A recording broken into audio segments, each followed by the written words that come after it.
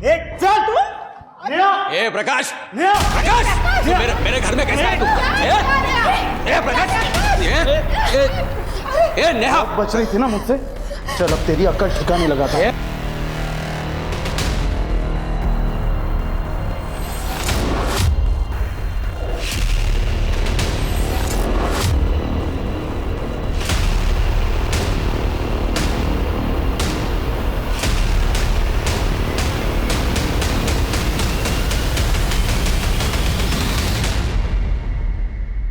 नमस्कार, मैं Ashutosh Rana crime petrol सतर्क के नए अध्याय शातिर क्रिमिनल्स में आप सभी का हार्दिक स्वागत करता हूं। इस श्रृंखला में हम ऐसे कुख्यात अपराधियों की बात करेंगे जिनके दिमाग के काम करने का तरीका देखकर आपकी रूह तक कांप जाएगी कि इंसानी दिमाग किस तरह से आपको अचंभित करने की क्षमता रखता है।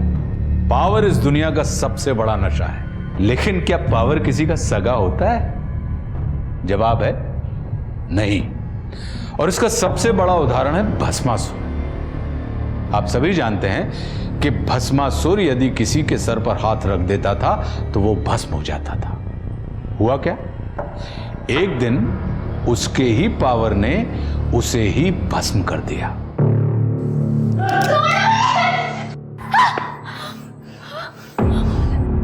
क्यों लेके आया मेरे को यहाँ पे? क्या किया मैंने?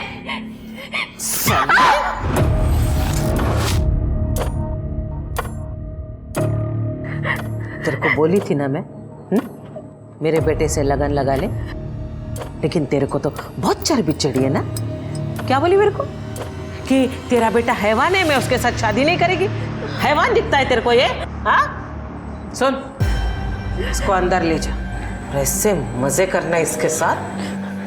उसके बाद मैं काम पे रख लेगी इसको झाड़ू पोछे के लिए। नहीं, छोड़ो मुझे, छोड़ो मुझे, नहीं। चल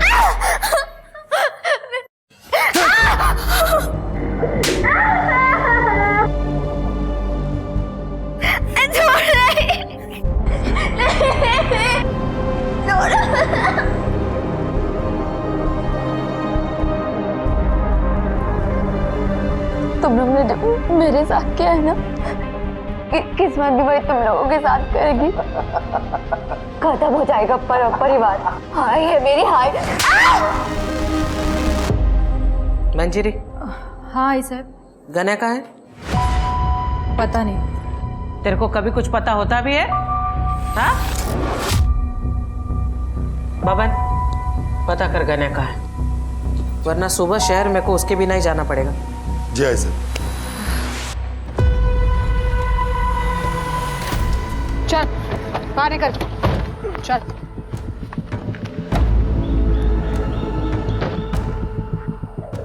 यहाँ पे क्यों लाए मेरे को? गलती हो गई गणेश जी, माफ कर दो। अभी तुम आजाद हो, भागो। मला माहिती है, जैसे ही मैं भागना शुरू करूंगा तुम लोग मुझे पीठ पर गोली मारोगे। हमारे हाथ में हथियार दिख रहे क्या? पीठ पे गोली नहीं मारते हम लोग।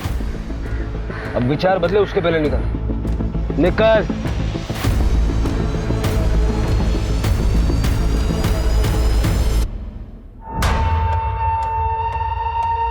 गने फोन का उचलत नहीं है, लगता है इसके बिना ही नासिक जाना पड़ेगा। बबन चल।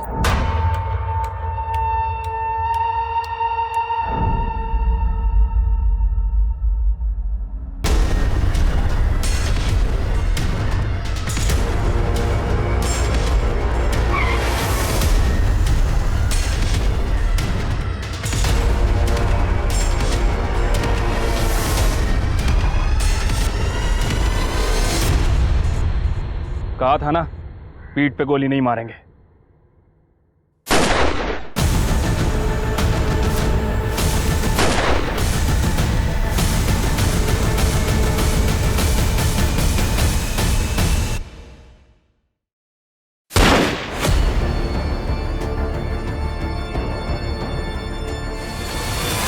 One down. लोकल पुलिस को बता दो कि एनकाउंटर हो गया है। सर। चल चल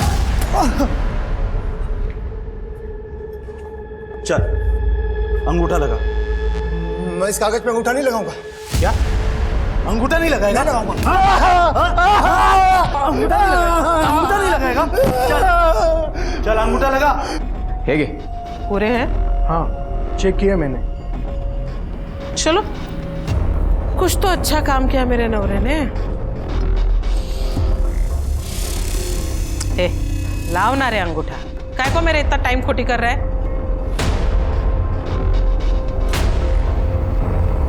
मैं अंगूठा नहीं लगाऊंगा।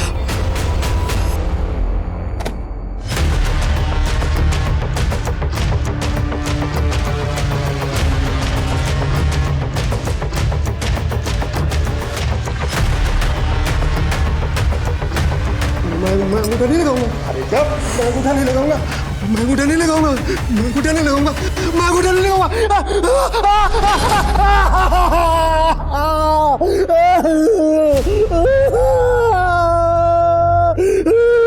अब दे इसको फिर। अब लगाएगा अंगूठा। चल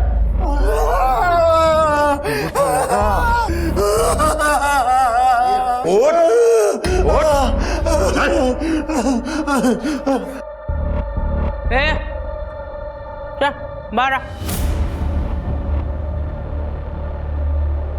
जी आई साहब।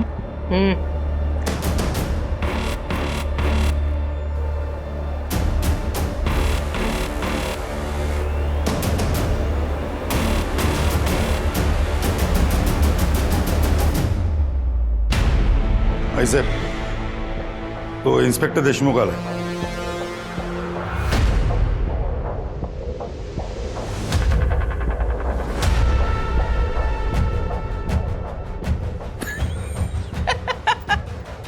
क्या रे, थोबड़ा क्यों लटका हुआ है? बायको ने मारा. तोड़वा याचा. आई साहब, वो गणेश, उसका एनकाउंटर हुआ है.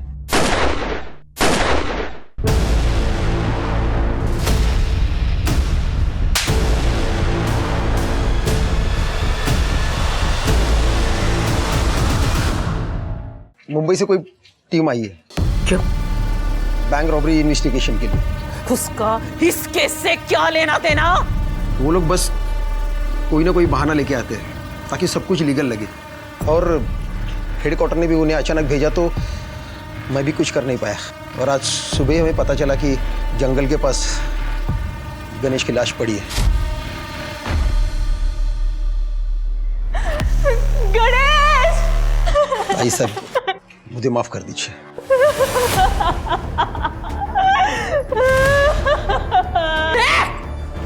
बंद कर तेरा रोना धोना.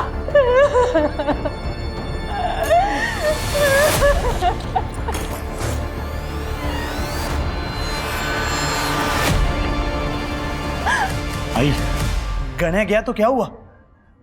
मैं हूं ना, मैं उसकी जगह संभालूंगा.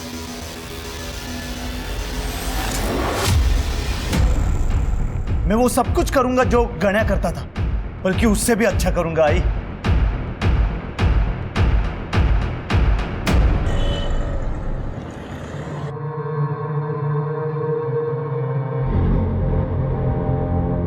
मेरा गण्या चला गया. पक्का पक्का किसी ने उसकी पुलिस को चुगली की है. ए, इकड़े. मैंने तेरे को पूछा था ना कल, गण्या किधर है? हाय साहब, आपको पता है ना, वो मुझे कभी बता के नहीं जाता था. बाइक को है ना त्याची तो. तेरा पति किधर जाता है, क्या करता है, ये सब पता लगाना तेरी जिम्मेदारी थी ना. हाँ बाबान, पता लगा उस गद्दार का.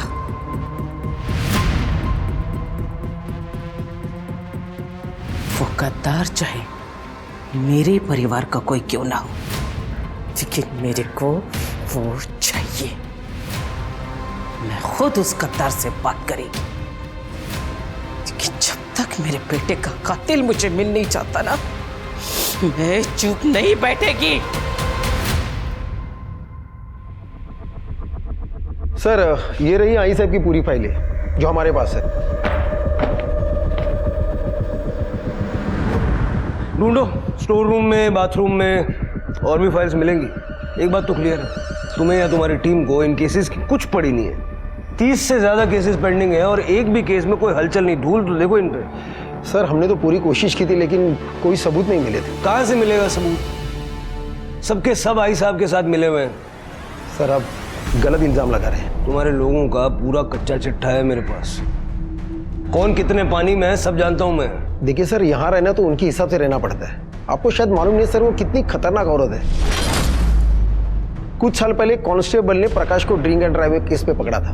दूसरे दिन उस कांस्टेबल की लाश मिली थी सर कूड़ेदान में। यहाँ के हर पॉलिटिकल पार्टी उन्हें सपोर्ट करती है। सर आप तो हेडक्वार्टर से हैं इसलिए सेफ है, लेकिन हम नहीं। मैं तो अपना ट्रांसफर भी नहीं करवा सकता यहाँ से। अगर इस केस में मदद नहीं की ना, ट्रांसफर मैं करवा दूंगा गढ़चिरौली। देशमुख, अगर चाहते हो कि सब कुछ ठीक रहे तो मुझे सारी अंदर की खबरें चाहिए। हमारी मदद करोगे तो एटलीस्ट एक काम तो सही करोगे। अरे ये देखो, आई साहब की इनलीगल धंधों की लिस्ट है। देखो मेरे साथ तो साक्षात हुआ था। मेरी जमीन जबरदस्ती हड़प ली इन लोगों ने। हाँ, और मेरा घर और दुकान दोनों हड़प लिया है। अरे मैं रास्ते पर आ गया हूँ। ये तो अच्छा हुआ कि पुलिस वाले मुंबई से आ गए और इन सब बातों का खुलासा हुआ। अब ऐसा लगता है कि इस औरत के जुर्म से हमें मुक्ति मिलेगी। लेकिन जिसने भी ये आर्टिकल लिखा है वो साहसी रिपोर्टर है कौन?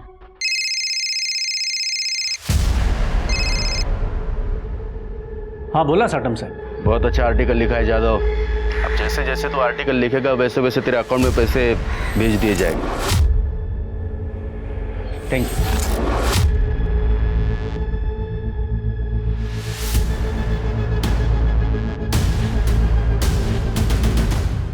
अरुण, अरुण, ये सब क्या है? ऐसा क्यों किया तुमने? तुम्हें दशक में रहना है कि नहीं? मीना तुम टेंशन मत लो।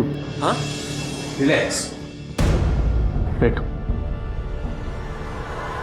देखो मीना, ज्यादा टेंशन तुम्हारी सेहत के लिए, हमारे बच्चे के लिए अच्छा नहीं है। मुंबई से जो टीम आई है ना, वो आई साहब को सबक सिखाने के लिए आई है। गणेश का काम तो हो गया, अब बाकी लोगों की बारी है। इसीलिए तो मैंने आर्टिकल लिखा है। तुम्हें क्या लगता है आई साहब ये सब सुन के लेगी? हाँ, और फिर भी तुमने साटम से भी डील कर ली। मीना मुझे पता है, बहुत जल्द हमारा बच्चा इस दुनिया में आने वाला है। उसका खाना, दवाइयाँ, मेडिकल, स्कूल, सबका खर्चा होने वाला है। ये सब मैं उसी के लिए कर रहा हूँ। सब कुछ ठीक होगा। भगवान करे ऐसा ही हो।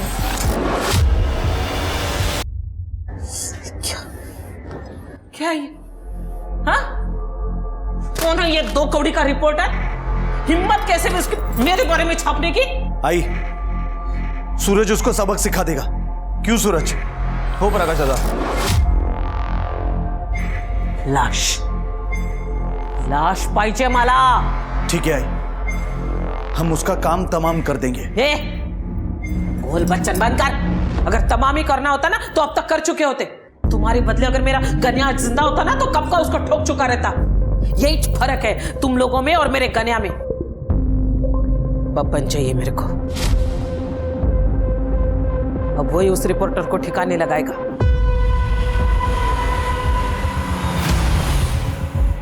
चल बारा, चल चल चल भाग। मुझे पता है।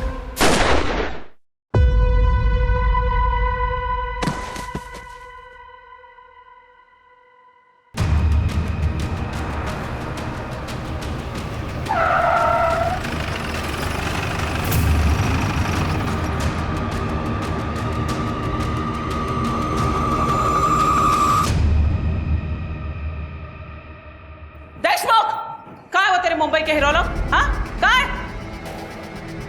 ए हीरो, फाइल में क्या ढूंढ रहा है रे? ये देख, इधर खड़ी है मैं तेरे सामने। सबकी आई साहब इधर खड़ी है। हिम्मत है ना तो ठोक, अब भी ठोक। और ये देख, पूरा परिवार लेकर आई। ये प्रकाश, सूरज, मेरा पति, उसका भाई विट्ठल, पूरे परिवार को लेकर आई, ताकि तू छुप छुप कर किसी को मार ना सके। साले नामर्द, हिम्मत है ना तो अब भी इसी वक्त ठोक मेरे को, सबके सामने ठोक के दिखा। अच्छा परब, ये गोलियां जो हमें मिलती है ना, ये सरकारी होती हैं, हिसाब देना पड़ता है, वेस्ट करने के लिए नहीं होती। मरना है तो कोई और तरीका ढूंढ लो। और वैसे भी सारा शहर जानता है कि तुम एक अपराधी हो। अगर मैं अपराधी है तो मारना मेरे को, अबे काय को कायर बन रहा है तू? कि एक बात याद रख, अगर मेरे घर के किसी भी सदस्य को तूने हाथ भी लगाया ना तो ये साला दशक जल उठेगा और हर एक की मौत का जिम्मेदार तू खुद होगा। अगर तू चाहता है ना कि ये सब ना हो तो अपना बोरा बिस्तर बांध और निकल मुंबई। और हाँ, रास्ते में अगर तेरे को कुछ दारू, मटन, चखना कुछ भी चाहिए होगा ना तो मेरे घर से उठा लेना। मैं शराब नहीं पीता और शुद्ध शाकाहारी।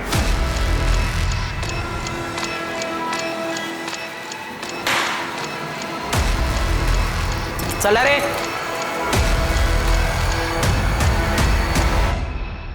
एनकाउंटर स्पेशलिस्ट अपमान के बाद चुप नहीं बैठने वाले थे और नतीजा यह हुआ कि आई साहब के 2 और वफादारों की बलि चढ़ गई। जहां आई साहब इस बात से आग बबूला थी, वहीं उसके हाथ भी बंधे हुए थे। वो बहुत अच्छे से जानती थी कि मुंबई से आए हुए ऑफिसर्स को अगर कुछ भी हुआ तो इसका अंजाम बहुत बुरा होगा। इसका नतीजा यह हुआ कि नासिक दशक की जनता का आत्मविश्वास बढ़ने लगा और उनमें से कईयों ने आई साहब के फरमान को मानने से इनकार करना भी शुरू कर दिया था। वहीं अरुण यादव ने आई साहब के काले कारनामों को उजागर करने वाले कई और सारे आर्टिकल्स लिखे और उन लेखों में अरुण ने मुंबई पुलिस की प्रशंसा भी की, जिससे आम जनता का मनोबल बढ़ गया। लेकिन आई साहब जानती थी कि अब उसे मुंबई पुलिस के आगे कुछ ऐसा करना होगा जिससे यह साबित हो सके कि नासिक दशक की असली मालकिन आज भी वही है।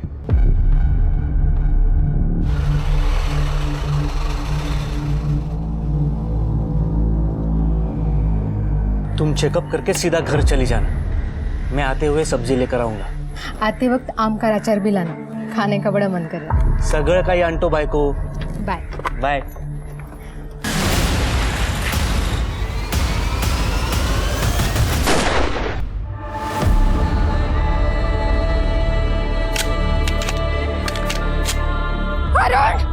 चल।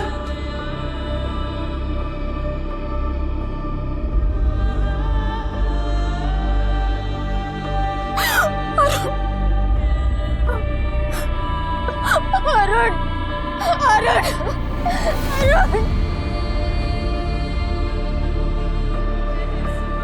सब बाइक पे 2 आदमी थे जिन्होंने अरुण को गोली मारी। सबसे पूछताछ की पर किसी ने बताया नहीं।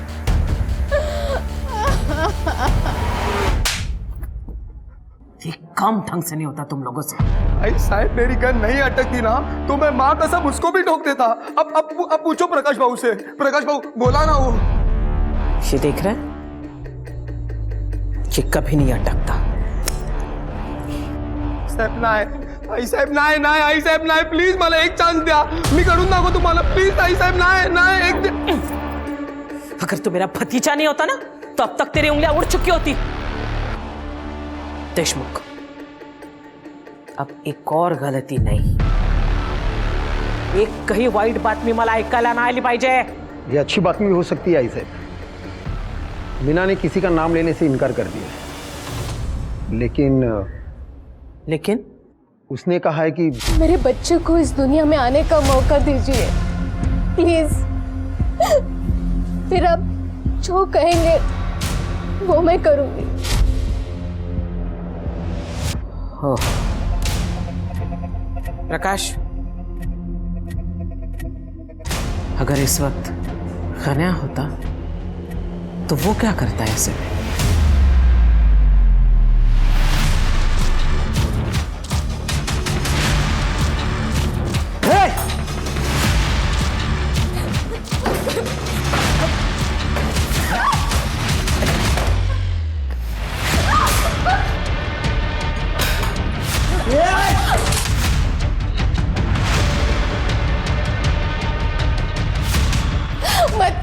मैंने पुलिस को कुछ नहीं बताया। पता है मुझे, लेकिन ये ट्रेलर था ताकि बच्चा होने के बाद भी तू किसी के सामने अपना मुंह ना खोले, वरना उसके बाद क्या होगा है समझाला तो होशियार है।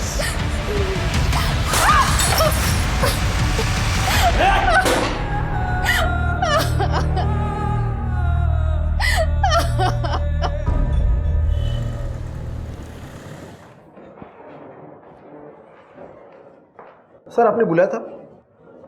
हाँ देशमुख साहब, इसमें लिखा है कि आशा परब के 3 बेटे हैं, गणेश, प्रकाश और अतुल, लेकिन अतुल का नाम कहीं मेंशन नहीं है। सर ये अतुल थोड़ा अलग दिमाग का आदमी है और वो रहता भी अलग से। अलग से 2 नंबर का धंधा करता है? नहीं सर, इसके उल्टा। अतुल दरअसल एक आदर्शवादी, नेक और अच्छा इंसान है और यही उसकी प्रॉब्लम है।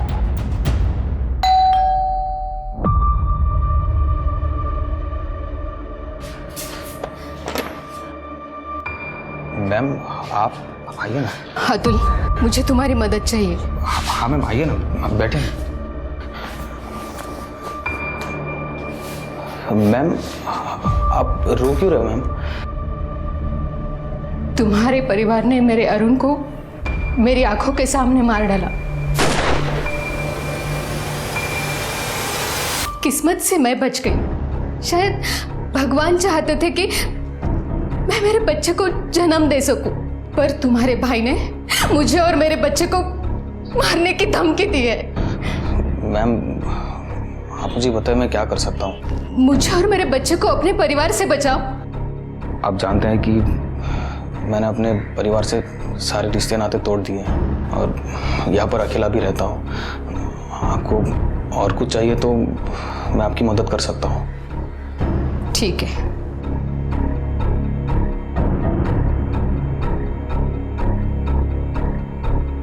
याद है तुम्हें अतुल, जब तुम 12th क्लास में थे और पूरे डिस्ट्रिक्ट में फर्स्ट आए थे, तुम्हें गोल्ड मेडल मिला था जिसे तुम मुझे डेडिकेट करना चाहते थे। तुम मुझे गुरु दक्षिणा भी देना चाहते थे, लेकिन मैंने कहा कि मैं समय आने पर तुमसे मांग लूंगी। हाँ मुझे याद है। अब वो समय आ गया है अतुल। मुझे और मेरे बच्चे को अपने परिवार से बचा लो अतुल। यही मेरी गुरु दक्षिणा है।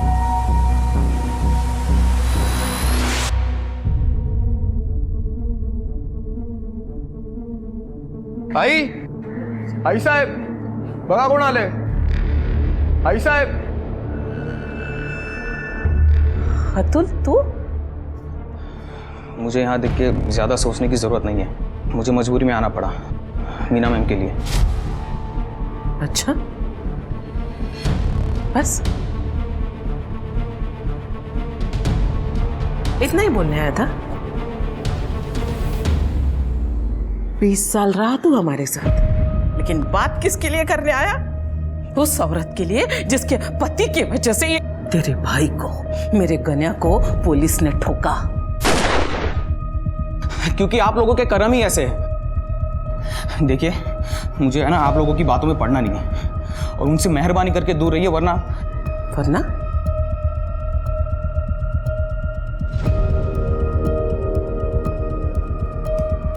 वरना क्या? हमको खत्म करेगा? वो तो आप लोगों का काम है, वरना मैं खुद उनका ख्याल रखूंगा जैसे लक्ष्मण ने सीता का रखा था। और अब मैं देखूंगा कि उनको कौन हाथ लगाता है।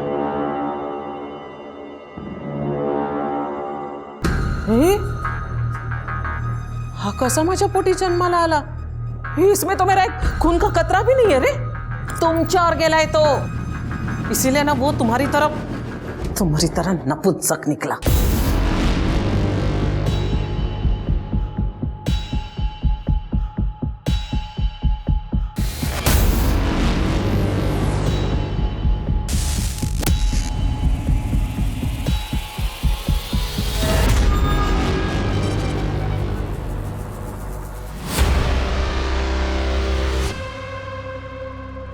हाँ बाबू, आपने जैसा बोला था मैं मीना के घर पे ही नज़र रखे हुआ था।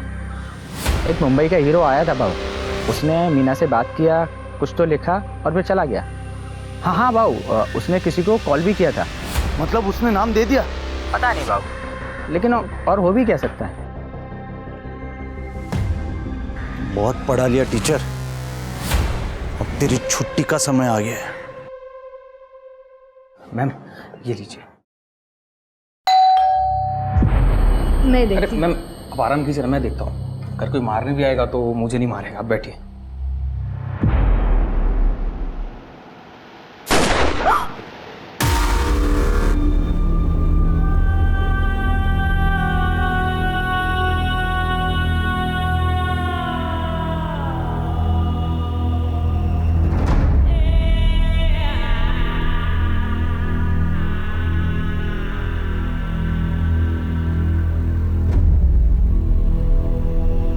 मेरा बच्चा किसने मारा? किसने मारा उसको? हाँ? तूने मारा? बोलो, तूने मारा उसको? तू वो मीना को रास्ते से हटाना चाह रहा था कि खुद को तू बचा सके, इसलिए तूने मारा ना? बोल, तूने मारा ना? नहीं आई साहब, मीना मारना आई शपथ। अपनी माँ की कसम मत खा, मर गई तेरी माँ। साला कौन गद्दार है? किसने तेरे तू बोल, सच बोल, तूने मारा? तूने मारा ना उसको? आई मैं अतुल को नुकसान कैसे पहुंचा सकता हूँ आई? अरे तो किसने मारा? किसने मारा?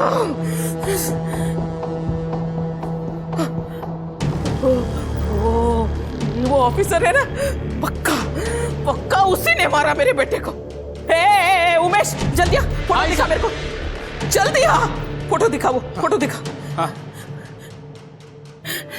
मेरे को मालूम है ये कौन है।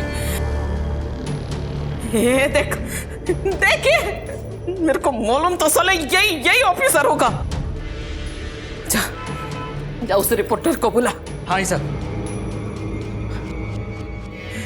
अब इसको मैं ठिकाने लगाएगी।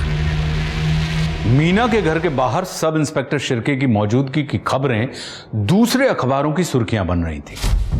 उनके पीछे रखी हुई गन की फोटो को हाईलाइट करके सभी जगह दिखाया जा रहा था, जिससे हंगामा खड़ा हो गया। इसका नतीजा यह हुआ कि मुंबई से आए हुए ऑफिसर्स की टीम को डिपार्टमेंट से कॉल आया।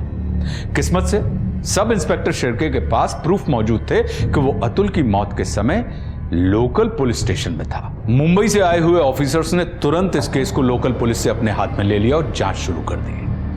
उन्होंने सीसीटीवी फुटेज चेक की, साथ में पूरे परिवार के मोबाइल डाटा और लोकेशन डिटेल्स को भी खंगाल डाला। मीना ने पुलिस को सपोर्ट करने से मना कर दिया था, क्योंकि वो अतुल की मौत का जिम्मेदार अपने आप को मान रही थी। और जब सबको ऐसा लगने लगा कि अब पुलिस के हाथ में कुछ भी नहीं बचा है, तभी पुलिस को एक लीड मिली। सर, अतुल के मर्डर के 15 मिनट पहले सूरज के फोन की लोकेशन और 10 मिनट पहले प्रकाश के फोन की लोकेशन मीरा के घर की थी। उसके बाद ये दोनों अपने घर आ गए थे, फोन रिकॉर्ड से पता चला। सर देशमुख को बुलाओ। ठीक है सर। मुझे प्रकाश और सूरज की पूरी कुंडली चाहिए। सर मैंने आपको पहले ही बोला था कि ये प्रकाश गुस्सेल दिमाग का आदमी है, हर वक्त गुस्से में रहता है, छोटी छोटी बात के लिए किसी का भी मर्डर कर सकता है। सर ये प्रकाश गणेश को पसंद नहीं करता था, क्योंकि ये गणेश आई साहब का फेवरेट था, और ये भी पता चला है कि आई साहब के बाद वही गद्दी चलाएगा। लेकिन प्रकाश गणेश के अंडर काम करना नहीं चाहता था। सर रही बात अतुल की, तो किसी की गिनती में भी नहीं आता था। हाँ लेकिन सूरज वो जल्द से जल्द गद्दी पाना चाहता था। बाकी सबको पता है कि वो एक नंबर का आईएएस और लड़कीबाज आदमी है। तो प्रकाश ने अतुल को नहीं मारा? इससे क्या होगा उससे? इससे अच्छा वो आई साहब को मारता। और सूरज? सर सूरज आई साहब के भाई का बेटा है। भाई की मौत के बाद सूरज को आई साहब ने छत्र छाया में लिया था। इस सूरज के भी सपने बहुत बड़े हैं, लेकिन सर ये सूरज आई साहब और प्रकाश से बहुत डरता है। प्रकाश और सूरज दोनों ही मीना के घर के आसपास थे, लेकिन मर्डर के टाइम नहीं। परिवार का कुछ ना कुछ कनेक्शन तो है। ये जो आदमी है ये परब परिवार का राइवल पांडुरंग साटम। सर एक जमाने में दोनों टक्कर के थे, लेकिन आई साहब 2 कदम आगे। आई साहब ने लोगों को इस साटम से बचाना शुरू कर दिया, और 2 साल पहले उस साटम को आई साहब ने तड़ीपार करवा दिया। मुझे साटम चाहिए, चाहे जहाँ भी हो, और कत्ल वाले दिन के उसके वेयरअबाउट्स निकालो सब। सर मैं रमेश पावड़े, नेहा का चाचा। सर ये लोकल मैटर है, इसे मुझे हैंडल करने दें। परब परिवार से जुड़ा हुआ कोई भी मामला लोकल नहीं है। हाँ, तो आप क्या कह रहे थे? प्रकाश परब ने नेहा को किडनैप किया, लेकिन वो ऐसा क्यों करेगा? सर ऐसा है कि मेरे भाई और मेरे भाभी की 10 एकड़ जमीन थी हाईवे के पास, और जैसे ही डेवलपमेंट की अनाउंसमेंट हुई तो आई साहब वो जमीन 1 लाख रुपए को खरीद करना चाहती थी, तो भाई ने ना कर दिया। तो आई साहब हमें बार बार धमकाने लगी। सर हम यहाँ कंप्लेंट लिखवाने भी आए थे देशमुख साहब के पास। आई साहब ने हमारे भाई और भाभी को मार डाला और किसी ने कुछ भी नहीं किया, और करते भी क्या, वो तो किस्मत अच्छी कि नेहा हमारे घर थी इसलिए बच गई वो। प्रकाश ने जब से उसे देखा था ना, उससे वो शादी करना चाहता था। सर आप ही बताइए, जिस लड़की के माँ बाप को जिसने मारा है उससे वो शादी कैसी करेगी? इसलिए प्रकाश ने नेहा को किडनैप कर लिया। साहब 1 महीना पहले घर में जबरदस्ती घुसकर नेहा को उठा के ले गए।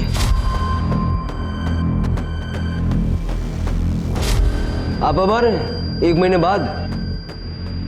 सर पहले हम लोग बहुत डरते थे, लेकिन जब से आपने आई साहब के लोग और आई साहब के गुंडों को मारा है ना, तब से हमारी हिम्मत बढ़ गई। अब तो आप ही प्रकाश को मारकर नेहा को वापस ला सकते हैं। सुपारी के लेस नजर आ रहे हैं हम। ये पुलिस स्टेशन में आप लोग सुपारी देने के लिए आए हैं? नहीं सर, माफ कर दो सर।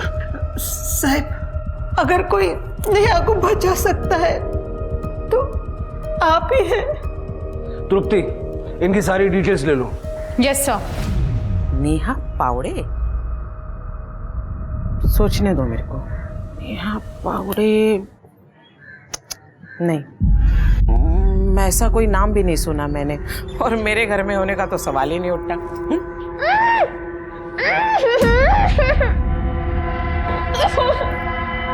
मेरा पक्या क्यों उसको जबरदस्ती उठा के लाएगा? मेरे पक्या के आगे तो 100 लड़कियां ऐसे बिछ जाती हैं। तरस आता है मुझे ऐसी लड़कियों पे। नेहा के चाचा ने FIR किया, आपके घर की तलाशी लेनी होगी। पूरा घर चेक कर लो अच्छे से। एक मिनट, वारंट है? नहीं ना? क्या है ना इंस्पेक्टर साहब, थोड़ा बहुत कानून मैं भी जानती हूँ। माहिती ठेवा भी लगते हो, और अच्छा नहीं लगे ना मेरे पंटर लोग जो है ना मुंबई की हीरो को ऐसे कॉलर से पकड़ के ऐसे फेंक देंगे तो बेइज्जती होगी तुम लोगों की। अच्छा तो नहीं लगे।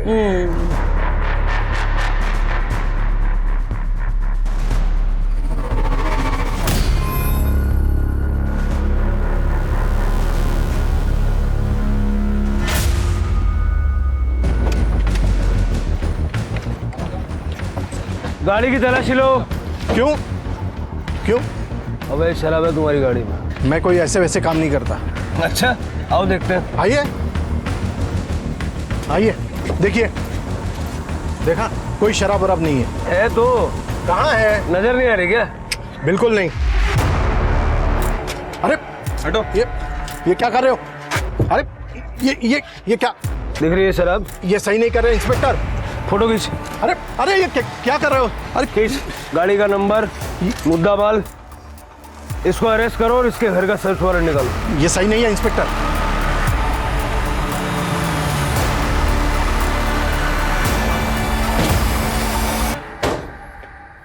एक बार आई ने मुंह काला किया ना, फिर भी तेरा पेट नहीं भरा। ए पक्या, रुक जा। अगर इन लोगों ने दोबारा यहाँ आने की हिम्मत की है, इसका मतलब ये पक्का वारंट लेकर आए।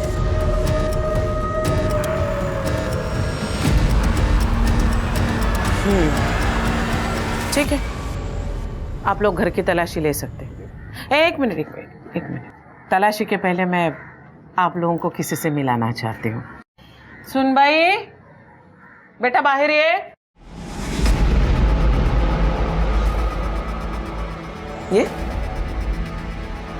देखिए, ये है हमारी सुनबाई, पक्या की बाई को, नेहा परब। 1 मिनट इनसे बात कर।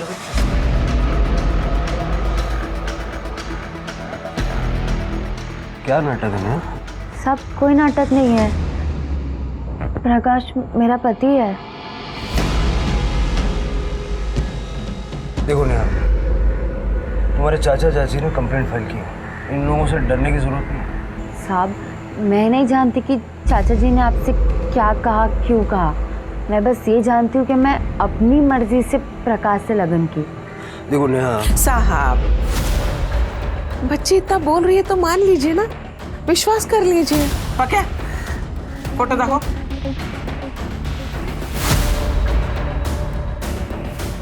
बघा, लग्नाचा फोटो। मुझे ये फोटोज चाहिए। हाँ, क्यों नहीं, मिल जाएगी, लेकिन शादी का सर्टिफिकेट आने के बाद। मैं तो कहती हूँ सर, आप अगर 1 महीना पहले आ जाते ना हमारे दशक में, तो शादी में भी शामिल हो पाते, साक्षी बन जाते आप शादी की। फोन दीजिए।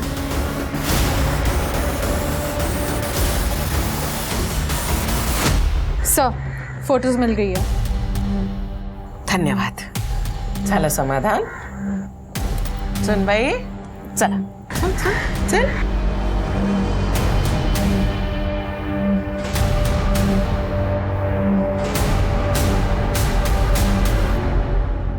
पावड़े दंपति को ढूंढो।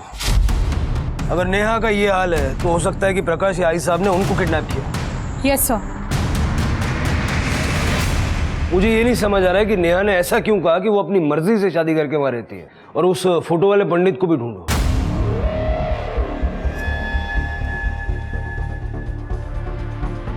सर ये दशक का तो नहीं है। ये केस के लिए बहुत इंपॉर्टेंट है, इसको ढूंढना होगा। ये फोटोग्राफ मुझे भी सेंड करो। सर मैं भी ढूंढता हूँ। सर, परब परिवार के फोन लोकेशंस चेक करने के दौरान एक इम्पॉर्टेंट इन्फॉर्मेशन हाथ लगी है।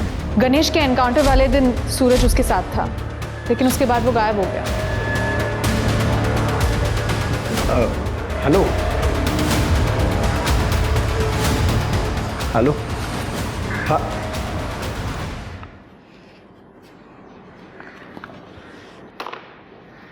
बिना डायल किए बात कर रहे थे। तृप्ति ने जो कहा तुमने सुना ना? अब बात करते हैं।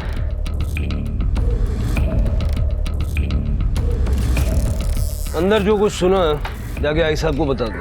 अरे सर मैं कैसे आई साहब को बताऊं? तुम्हें क्या लगता है मुझे नहीं पता कि आई साहब को खबरें तुम पहुंचाते हो? ये बता देना कि गणेश के एनकाउंटर वाले दिन सूरज उसके साथ था। और ये भी बता देना कि अतुल के मर्डर वाले दिन प्रकाश और सूरज दोनों मीना के घर के पास थे। सर इस बात से तो हड़कंप मच जाएगी। गढ़चिरौली जाने से तो अच्छा है ना कि थोड़ा सा हड़कंप मचाए। गद्दार निकला रे तू। साला भाई के प्यार के चक्कर में तेरे जैसे सपोले को पाल रही थी मैं गणेश भाऊ के साथ था, लेकिन मैं किन्नरपड़ा उतर के स्टेशन चले गया। उसके बाद मुझे नहीं पता कि क्या हुआ या कि उनके साथ कहाँ गए वो। अब देशमुख साहब को पूछो, मेरा फोन रिकॉर्ड चेक करे, क्या मेरा एक भी कॉल पुलिस को गया है? आई साहब इसने किसी को कॉल नहीं किया। कॉल रिकॉर्ड में भी कुछ नहीं मिला।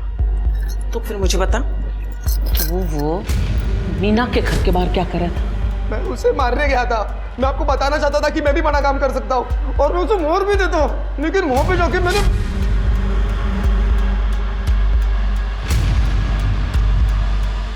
अतुल भाव को देखा। राई शपथ में वहां से निकल गया। उसके बाद आई ये सच कह रहा है। मैं उस दिन वहां पर गया था ये चेक करने कि इसने अपना काम ठीक से किया है कि नहीं तो मैं ही उस मीना को मार देता। लेकिन जब मैं वहां पर गया तो अतुल को वहां पर देख के मैं भी चौंक गया। आई फिर मुझे लगा कि कोई दूसरा प्लान बनाना पड़ेगा। हाँ सर, इनके लोकेशन रिकॉर्ड से कंफर्म होता है कि ये दोनों सही कह रहे हैं। किसने मारा? किसने मारा मेरे अतुल को?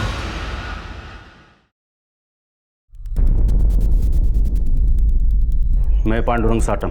भले ही मेरी परब परिवार के साथ में दुश्मनी हो, लेकिन मैंने परब परिवार के किसी भी आदमी को और उनके गुंडे को नहीं मारा है। परब परिवार ने न सिर्फ तुम्हारा बिजनेस छीना, बल्कि तुमको तड़ीपार भी करवाया।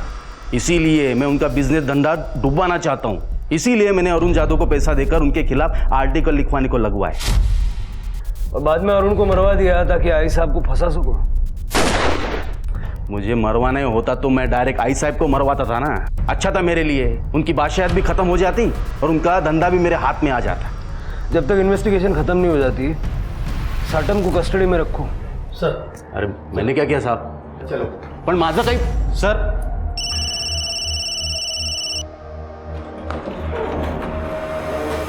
सर, पावड़े फैमिली मिसिंग है। जैसा मैंने सोचा था, हमारी पहली और दूसरी विजिट के बीच में ये शादी हुई है, 2 दिन में। सर, पंडित का पता चल गया है, वो कल गांव आने वाला है। तो कल चला जाए फिर पंडित जी का आशीर्वाद लेने। हो साहिब, मैंने ही 1 महीने पहले इन दोनों का लगन करवाया था। पक्का? हाँ साहिब, परब परिवार को कौन नहीं जानता है, इसलिए मुझे अच्छे से याद है। बात तो आपकी सही है, और आप ठहरे भगवान के आदमी, झूठ थोड़ी ना बोलेंगे। चलिए घर छोड़ देता हूँ आपको। पंकज, के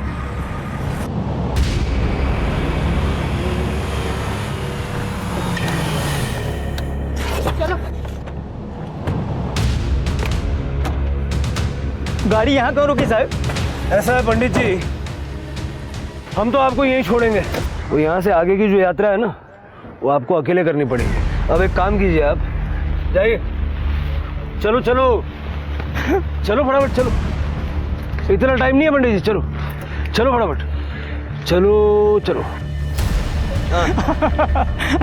मुझे माफ कर दीजिए साहब, मैंने कुछ नहीं किया साहब, मैंने तो अपनी जान बचाने के लिए झूठ बोला था साहब, मुझे माफ कर दीजिए साहब। नेहा को लेकर जा रहे? कहाँ? क्यों? पुलिस स्टेशन ले जा रहा हूँ, सवाल जवाब करने। उसको जो कुछ भी पूछना है ना, इधर मेरे सामने पूछेगा। देखो आई साहब, अगर आपने मुझे उसे ले जाने नहीं दिया तो मुंबई के पुलिस कोर्ट का ऑर्डर लेके आएंगे, और वैसे भी उन्हें मुझ पर शक है कि मैं आपके लिए काम करता हूँ, आपका आदमी हूँ, इसलिए जैसा मैं कहता हूँ वैसे कर दीजिए। ठीक है, 1 घंटे के अंदर लड़की मेरे को यहाँ चाहिए।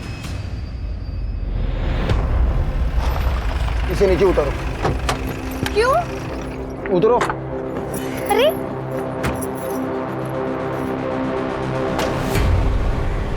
चलो उस गाड़ी में बैठो। लेकिन क्या हुआ है? जैसा कहा जा रहा है वैसा करो तुरंत। चलो चलो।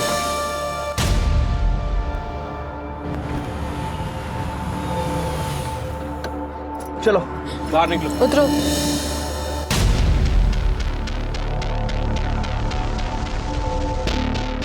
तुम जा सकती हो। नहीं नहीं, आप लोग मुझे मार दोगे ना? साहब आई एम सॉरी, मुझसे गलती हो गई। वो लोग ने मेरे को मजबूर किया था झूठ बोलने के। हम जानते हैं तुमने कुछ गलत नहीं किया, इसलिए तुम अपने चाचा चाची के पास जाने के लिए आसाद। आपने ढूंढ लिया उन लोगों को? वो सुरक्षित है और तुम लोगों को आई साहब से डरने की जरूरत नहीं है। आई साहब की बादशाहत अब चंद दिनों के मेहमान है। Thank you sir. जाओ।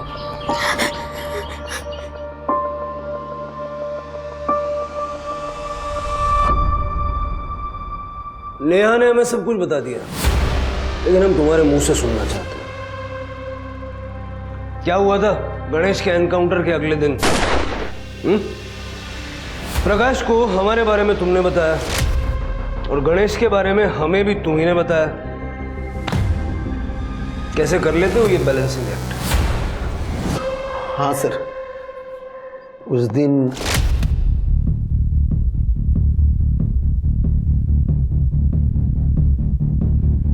क्या हुआ?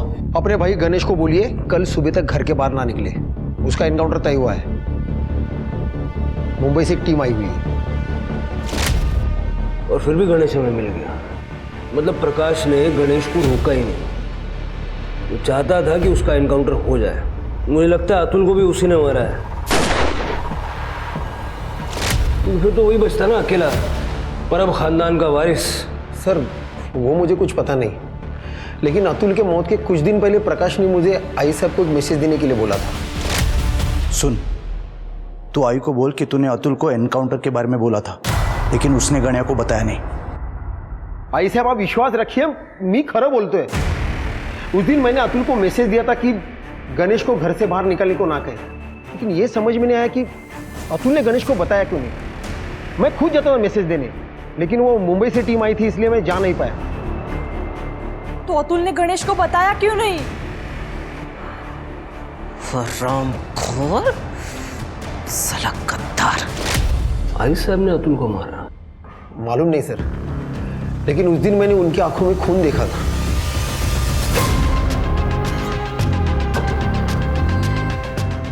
उसके मोबाइल का लोकेशन तो ये बता रहा है कि वो पूरा टाइम घर पे थी।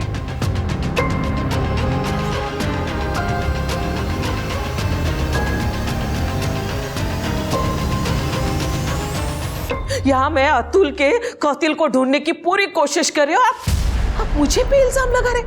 हमने विठल से पूछताछ की लॉकअप में।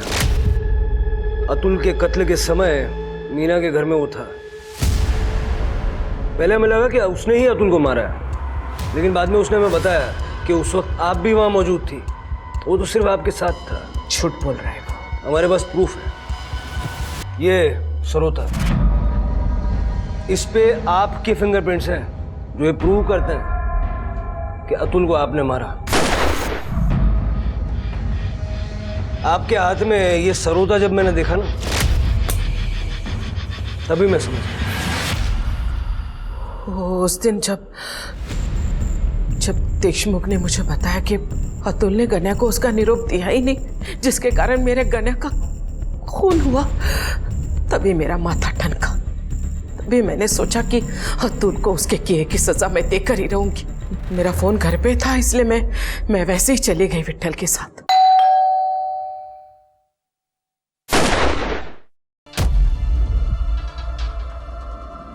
चल चल जल्दी। अरे संभाल संभाल, चल जल्दी। शायद ये अड़किता उसी वक्त मेरे हाथ से गिर गया होगा, लेकिन मुझे लगा कि शायद ये बात पुलिस के नजर में नहीं आया, इसलिए मैंने राहत की सांस ली और ये नया अड़किता लेकर आ गई। बात तो आपकी सही है। जब हमने अरुण का घर सर्च किया तो हमें कुछ नहीं मिला। बाद में हमें फोटो में ये सरोता दिखा, तो हमने उसे ढूंढ लिया। एक और बात, गणेश के एनकाउंटर के बारे में देशमुख ने अतुल को नहीं, प्रकाश को आगाह किया था।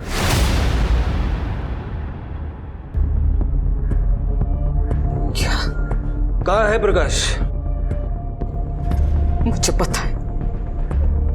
पता है वो प्रकाश कहाँ है। मेरे बेटे को मार डाला उसने, मेरे बेगुनाह अतुल को मार डाला। किए की सजा तो हर किसी को मिलेगी। चलिए लेके जाओ इसको साहब, लेके जाओ इसको, लेके जाओ इसको, बाहर मत निकलने देना, फांसी दो इसको, फांसी। जैसी करनी वैसी भरनी। आशा परब उर्फ आई साहब की जिंदगी इस कहावत की सत्यता को सिद्ध करती है। आई साहब ने छिपने की जो जगह पुलिस को बताई थी, प्रकाश उन्हें वही मिला। पुलिस ने प्रकाश पर आईपीसी की धारा 367 और 375 के तहत नेहा की किडनैपिंग और रेप का चार्ज लगाया और आईपीसी की धारा 302 के तहत नेहा के मां बाप के मर्डर के साथ साथ अरुण के मर्डर का भी चार्ज लगा दिया। हम अक्सर ये भूल जाते हैं कि पावर अपने साथ साथ जिम्मेदारियां भी लाता है। पावर का सही इस्तेमाल करना बहुत जरूरी है, इसलिए अपने फैसले सोच समझ कर लीजिए, क्योंकि आपके फैसलों में दुनिया बदलने की ताकत है और यही आपका असली पावर है। अब मैं आशुतोष राणा विदा लेता हूं आपसे। हम फिर मिलेंगे एक ऐसी ही कहानी के साथ जो आपको रखेगी सतर्क और जिंदगी को सुरक्षित। तब तक अपना और अपनों का ख्याल रखिए और देखते रहिए क्राइम पेट्रोल सतर्क। जय हिंद।